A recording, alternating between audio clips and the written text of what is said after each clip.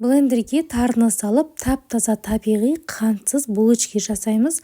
Бұндай булочкиді денсаулығына мән беретін адамдар қорықпай жей берсе болады, өйткені құрамы глютенсіз, қантсыз жасалады. Блендерге тарыны, суды, алманы салып блендерлеп аламыз.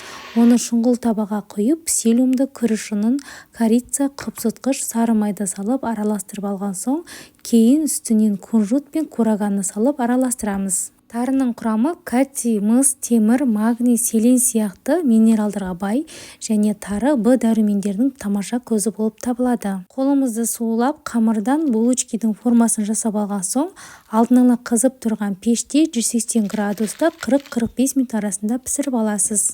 Ата-бабамыз осы тарыдан жент, талқан, тары шайын, майсок тәрізді заттарды бекер жасамаған ғой. Енді қапшығыңызға осы тәтті нанды салып жасап көріңіз. Менің парақшама кірсеңіз шыға алмай қаласыз, сондықтан тіркеліп алыңыз.